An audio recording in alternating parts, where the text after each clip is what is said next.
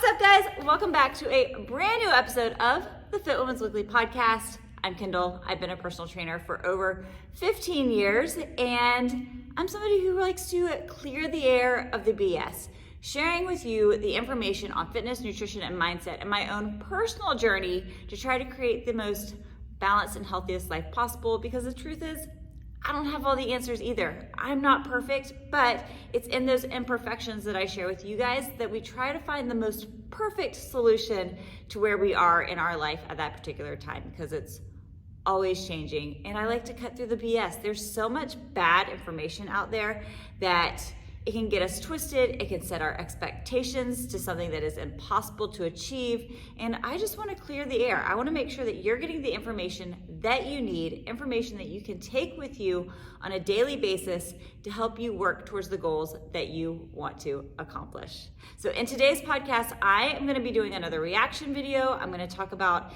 a recent article that was published on the GQ website called Why You Shouldn't Make Up a Missed Workout. And it was written by Hannah Singleton. And I'll be completely honest, I love this article. I think that this is an important topic for us to talk about, specifically if you are somebody like me who does struggle with exercise addiction. But before we go into all of that stuff, we gotta talk about things, especially if you're watching this on the YouTube video, because this gym is very, very empty right now. The studio is moving. In fact, I am currently recording this. We have about 26 more hours left before I turn the keys. This is kind of the end to a really big part of our life, but it's something that needed to happen. My plan is that from here on out, I'll probably be recording in my home office.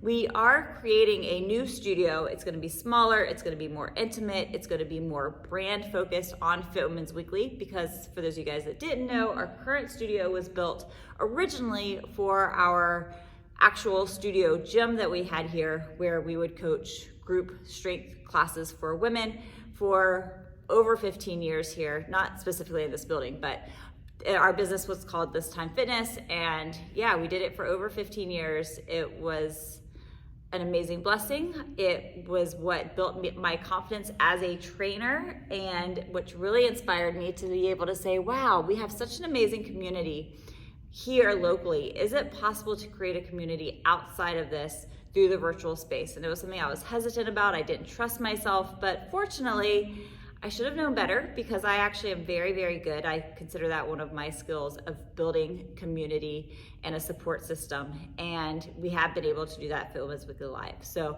if you want to be a part of a group, not just get workouts, not just get coaching, but actually feel a part of something and be supported by women who want to see you succeed, then Fit Women's Weekly Live might be for you. I'll make sure to put the link down in the show notes so that you can try it out for free for 14 days, or you can just go hit up fitwomensweekly.com. A lot of people have asked how I'm handling, like, just emotionally. People are like, I'm thinking about you this week. And I'm always honest with you guys, but this is a lot harder than I expected. I was actually the one that approached my husband. My husband, Dan, and I do all of our fitness business together. And I approached him about 2 months ago, and at the beginning of the year, and said, you know, we're virtual now. Why do we have such a huge space when I don't use it? We don't teach classes anymore. That's not the business. What if we downsize and made more of a really cool garage gym just for filming and for our own personal workouts? And we did that for a couple of reasons. One, it's a huge financial relief. It's very expensive to have commercial property. And that monthly toll was basically me running my business was paying just enough for us to run the business. And Dan and I have a lot of goals, and I'd like to be able to help out financially to be able to achieve those goals, to put more money towards marketing, to put more money towards our house so that we can fix it up and eventually sell it, pay off some debts that we had from 2020, all of the things, right? So it just makes sense. And plus, as much as I love having this brick and mortar space, one of our goals is to be able to eventually leave Charleston. And so having a brick and mortar space with a lease obviously tied us down. So it's just one step closer to being able to really hit our goals and be patient along the way. because this is a really long process. And so yeah, I knew that this is what we needed to do.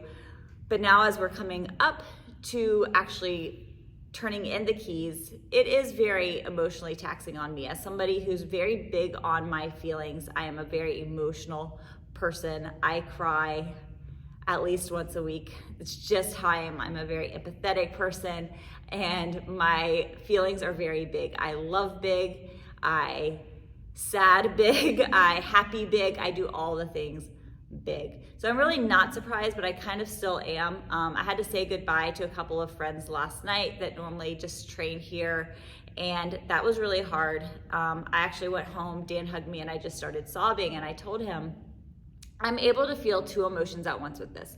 I'm able to feel super excited for our next chapter, but I'm also allowed to feel very sad at closing this chapter. It's a new routine for me. Those of you guys that have been around for a long time and that follow me on Instagram, you know that I run from the studio 3 days a week. I park my car out, I walk inside for about 20 to 30 minutes to let my body warm up, and then I get out and I run. That routine is going to change. And that part of me is like, okay, well now what's the next routine gonna be? Part of my routine is I work here in the mornings. I set up my computer, I talk to you guys, I make content. That routine is gonna change. And so change is scary, and I'm also saying goodbye to some women who I've seen weekly for close to a decade. I am not exaggerating on that. And that was very hard, very emotional to me. So yeah, it has its pros and cons. I'm excited overall, but I know that there will be some more tears in the next 24 hours. I've already said I'm gonna treat myself. You know, I'm one that listen to your body, right? I don't think that we need to reward ourselves with food, but sometimes a little sweet treat is okay. And I've been doing really well with my nutrition. And so tomorrow when I turn in those keys, I am freaking going to reward myself with some sort of treat. I don't know what yet, haven't decided. I have a couple of ideas. So make sure you follow me on Instagram while I share the turning over of the keys and what it is that I'm gonna give myself. I don't know. I might even just go work at a coffee shop just to kind of like change up the day. But I feel like tomorrow's a really big day. It needs to be celebrated in some way. And me being a food lover, I'm gonna celebrate it with some sort of food, because food is meant to not just be fuel, but to bring people together, to celebrate events. And that's, damn it, I'm gonna have something. All right, quick little iced coffee break. Now, let's get into this article. So I'm going to break down the article, give some thoughts, just like I've been doing the past couple of weeks. It sounds like you guys really like this format. If you do, let me know. If you ever see some new study come out, or you see an article yourself that you'd like to have broken down by a personal trainer, send it my way, and I would love to do that for you. All right, so without further ado, like I said, this article is called Why You Shouldn't Try to Make Up a Missed Workout by Hannah Singleton, and it was on the GQ website. It's a common dilemma for anyone on a training plan. You miss one workout and become awash with guilt. To make up for it, you add those miles or sets to your next workout, or try to sneak in an extra run on your rest day. But according to the professionals, this isn't the right way to go about it. You can't cram for athletic events like an exam. So while this article focuses mostly on running, they did talk about kind of trying to cram in more reps. They don't really think about that. It's really mostly running, and you'll see that in just a second. But I think for people that have a more is better outlook at workouts in general, we can get stressed out about missing a workout day, or wanting to do a double day and hit up a workout, or work out on a rest day to make up for it.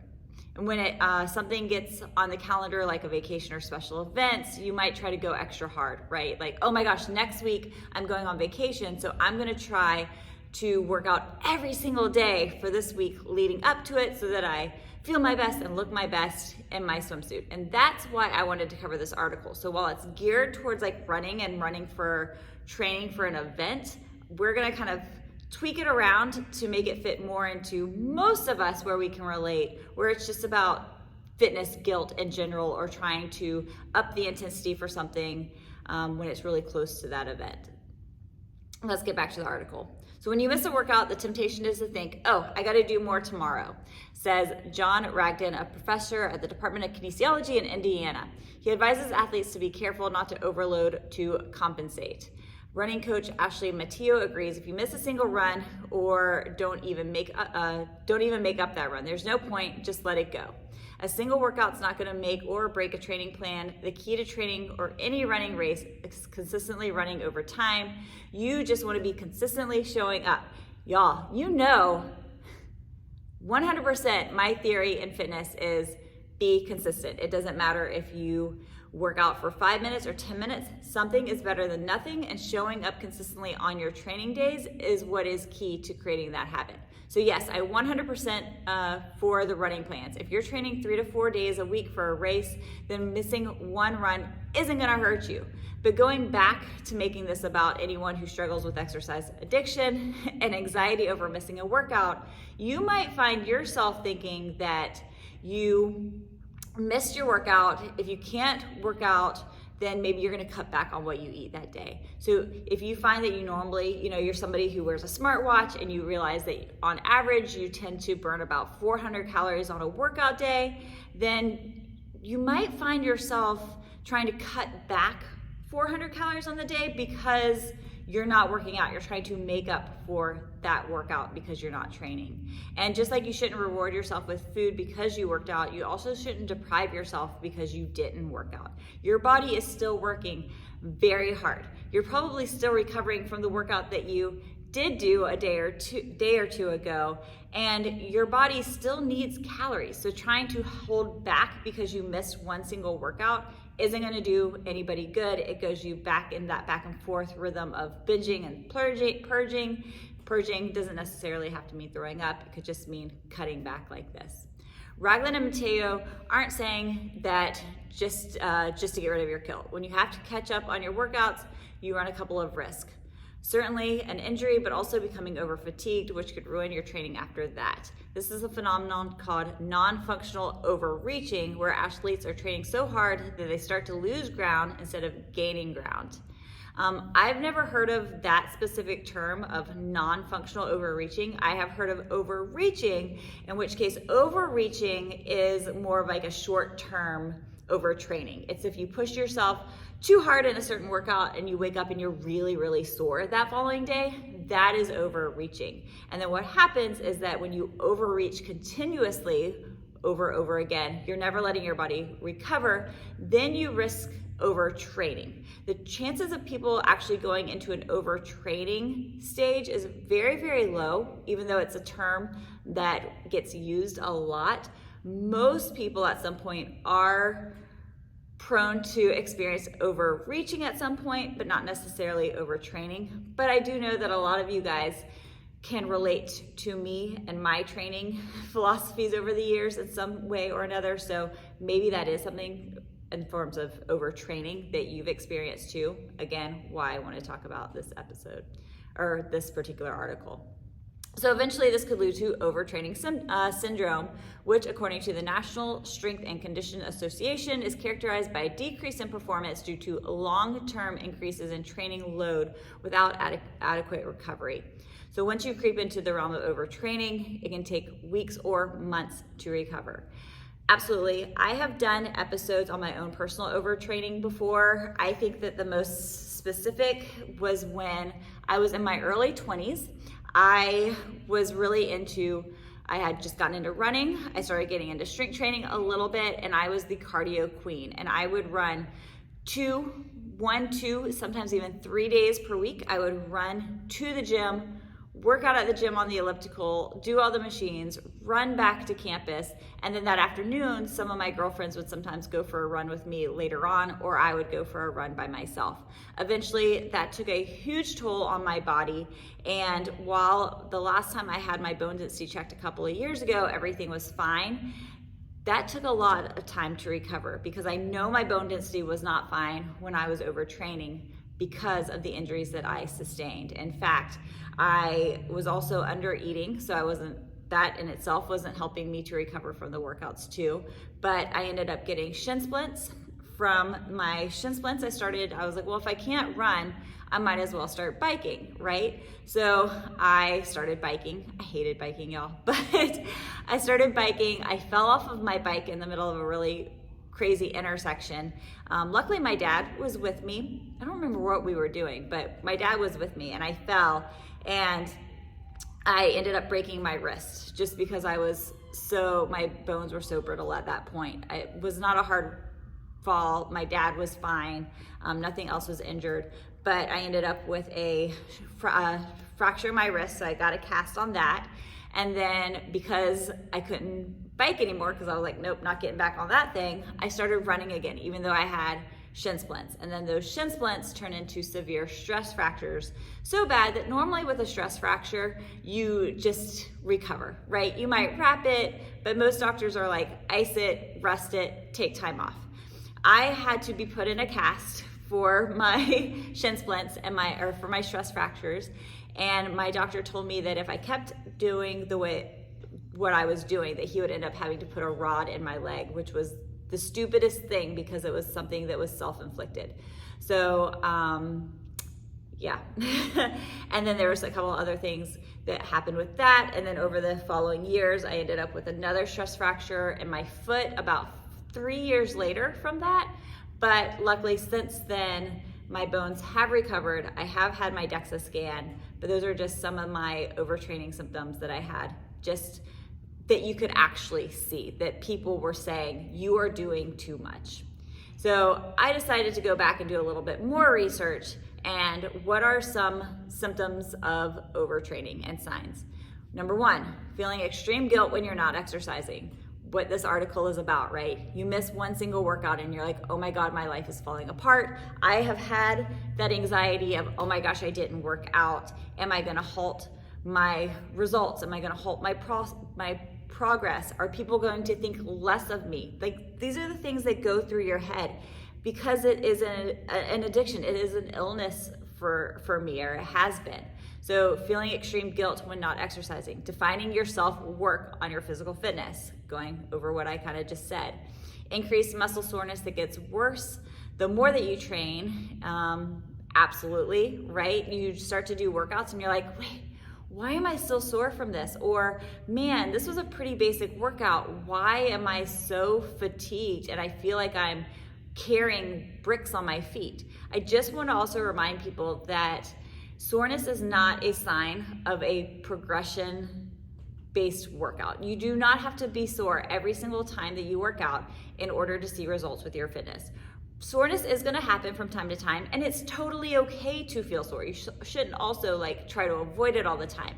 Anytime that you add new exercises into a program, you try a new program, you try a completely different type of exercise, then chances are you're gonna wake up sore because it's hitting your body in ways that it's not used to. But if you're sore every single time that you work out, that's when you need to start asking, maybe you're doing a little bit too much. Number 4, a plateau or decline in athletic performance or the inability to work out at your normal level. Absolutely, I've gotten that. I have been where I have been huffing and puffing going, oh my gosh, why is this so hard for me today? This should not feel as hard as it is. Number 5, excessive sweating or overheating. Next one is, which excessive sweating, that's a little bit harder to determine, but I'll share my personal experience with this one. So when you actually increase your fitness, you start to sweat more. So you could look at that and go, wait, am I overtraining? Or is my body just becoming more efficient at cooling me off? So as you start to work out more, your body becomes efficient at cooling you off. That system is obviously through sweat, so you sweat more. However, for me personally, my excessive sweating came from nighttime sweats. When I was in my mid-30s, I would wake up drenched in sweat, like I was having a hot flash going through menopause, but obviously I wasn't. And it was it was due to the fact of overtraining, a lot of work especially on your liver, causing me to have some night sweats. Next one is feeling like your muscles are heavy or stiff, especially in your legs. Injuries that keep coming back, like muscle sprains, stress fractures, and joint pain, just not letting yourself truly heal. And loss of enthusiasm for exercise or feeling like you want to skip your workouts. However, again, this one's a little bit harder because I don't want to work out most days of the week.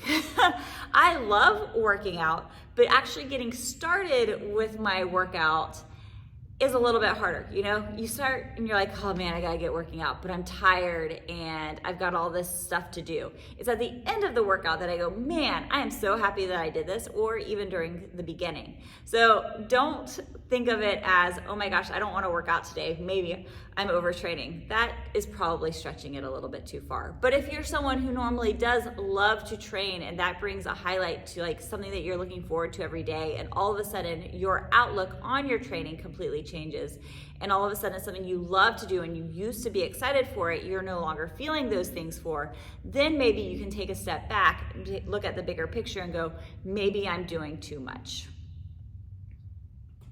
Okay, so we'll talk more about some ways to avoid overtraining once we finish the article. Let's get back to it. So if you're constantly, this is the article, so if you're constantly tired or sore, you don't have the motivation to run, or you don't feel like you have to because your training plan says so, that's probably your body telling you that you need just a minute to rest. So here's my only caveat. Caveat. If you're training like crazy, let's say 3 days a week, and then you're taking 4 days off, that gives you plenty of time for most people to recover properly and give some freedom to change things up. So if you're supposed to work out, let's say Monday, Wednesday, Friday, but on Wednesday you're tired or sore, then you likely have the physical ability to take a rest day and then move that workout to, let's say, Thursday or Friday. However, if you're running 3 days a week and then you're lifting 3 to 4 days a week, assuming that a day or two is a double workout day, which is technically what most people should be doing, right? Because even if you're training for a race, you should be focusing on getting your strength training in. If you're focusing on your strength training, which you also should be doing, you should also be focusing on trying to get some cardio workouts into your weekly plan, because like I always say, your heart is also a muscle, and the way that you train that muscle is through cardiovascular workouts. So anyways, if you are training, let's say doing cardio 3 days a week, you're lifting 3 to 4 days a week, then this is when it's likely that you'll just have to kind of call it sometimes and skip that specific training day. Even if you can write it off as a missed workout, as a rest or recovery, it's still not easy. It's still easy to get discouraged or derailed when it inevitably happens. 50% of people who start an exercise program eventually quit. And I think that the issue of guilt and feeling like a failure is responsible for a fair amount of these drop-offs. Absolutely. Again, you guys listen to this podcast or you watch this podcast. I don't think that this is an issue with you. I think that you are somebody who is consistently already working out. It is part of your routine. But maybe you have people in your life that you continuously see start and stop, and you have a hard time feeling any sort of sympathy towards them. You most definitely don't feel empathy towards them. And so kind of just having this idea is helpful, right? When you start to think like, well, maybe they are just not feeling, they don't stick with it because they missed that one day and they feel like they can't do it. So my reminder to people all the time is that one day isn't going to kill you. Life is going to happen. The most important thing is not to try to make fitness fit into, or not try to make your life fit into fitness, but make your fitness fit into your life. Everybody's life is already busy. So if that means making tweaks here and there, that's okay. If you can't work out 60 minutes at a time, that doesn't mean that you don't deserve to work out. It just means maybe instead you need to do 30-minute workouts. Maybe on some days you can't even fit those 30-minute workouts. Okay, well that doesn't mean that you can't do it, but maybe today you can do a 10-minute workout.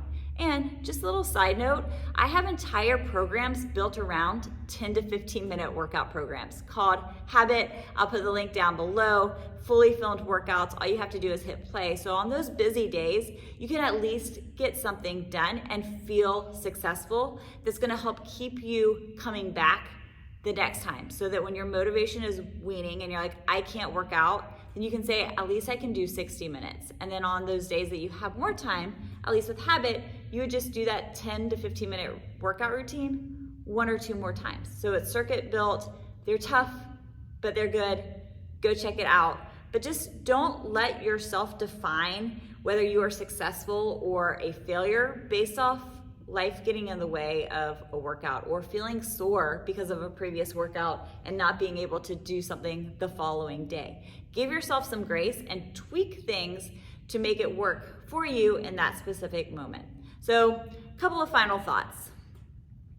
Life happens, and there'll be days that you can't make your workouts happen. That's just how it is. That week is probably going to be this week for me with the move.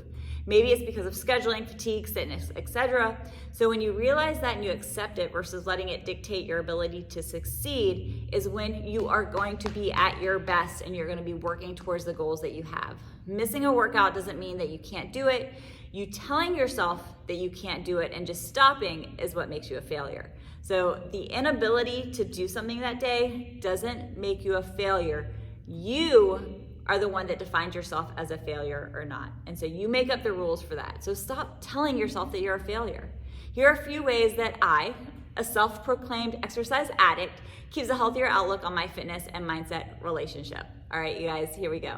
Number 1, recovery/deload week. I take a deload week every 8 weeks, which technically should be next week for me. So during a deload week, I don't take a complete week off from working out. Maybe some people need to do that.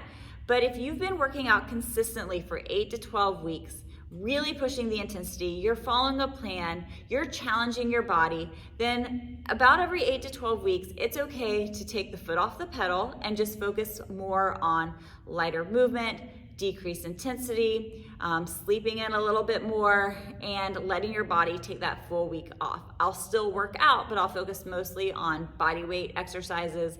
I'll focus on lighter weights. If I do use light weights, I'll probably grab like the little baby weights, just kind of getting me through the motions and keeping me on my routine of my training, but my training looks a lot different. Number 2, instead of skipping workouts altogether, I still use that time, but I'm okay going lighter than normal or going for a walk instead of a run. So what I mean by that is my non-negotiables are my run mornings, which are Tuesday, Thursdays, and Saturdays. But sometimes I am very, very tired, and I give myself permission, but that time is like locked in as like my time because my days are very busy like all of us. And so if I'm tired, instead of running during that time, I'll just put on a podcast and go for a walk. So I'm still doing something during my quote unquote run, but I'm letting my body rest, recover, do the things that it needs to, and I listen to my body.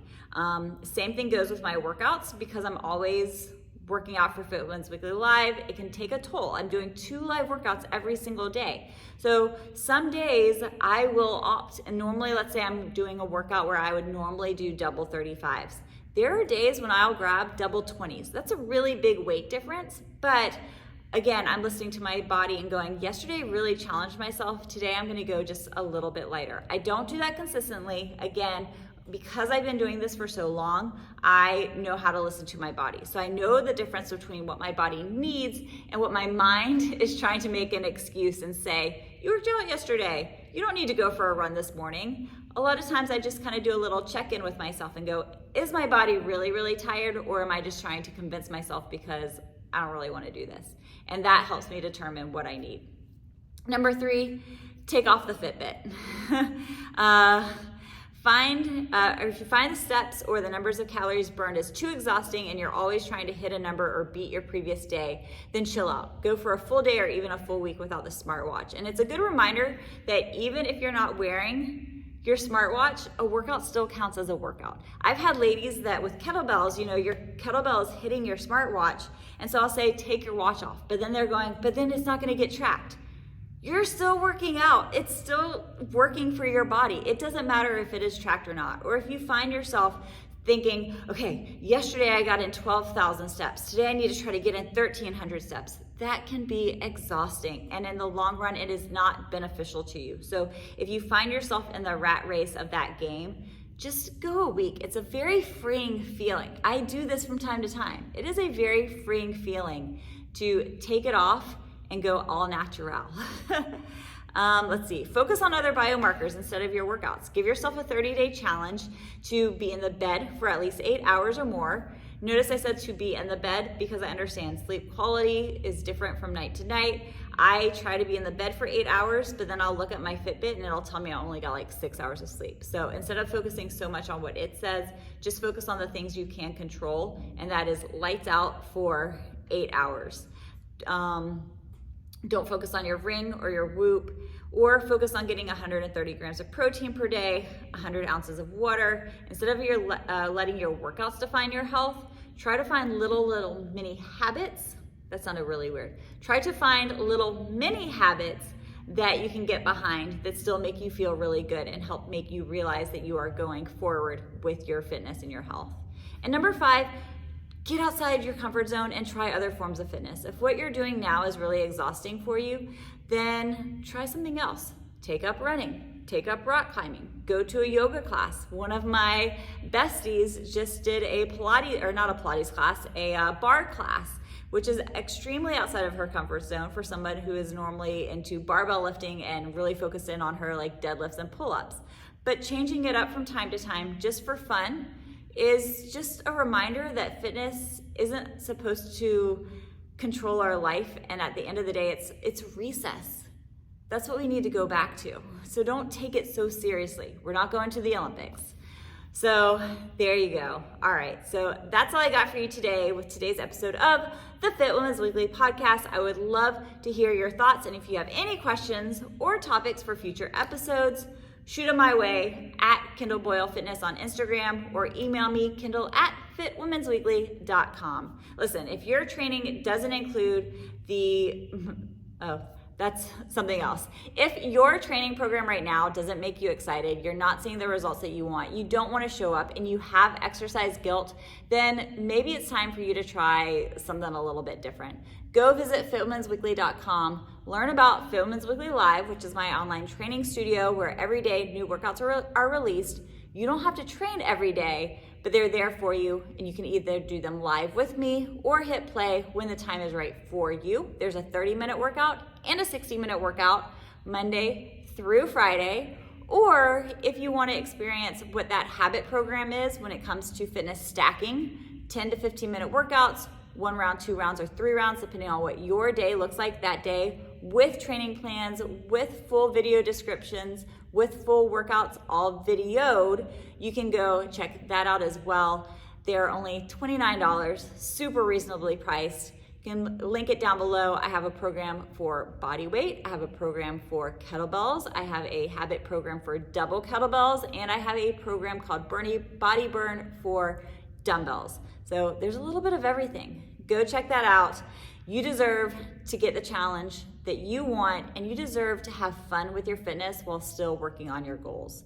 All right, you guys, if you like the show, please let me know by hitting the subscribe button and sharing this episode on your socials. Just make sure to tag me. Again, Kendall Boyle Fitness, and I love to hear from you guys. So if this episode resonated with you, please contact me and share your story, and let's continue this conversation. All right, you guys, thank you. Mwah! Bye.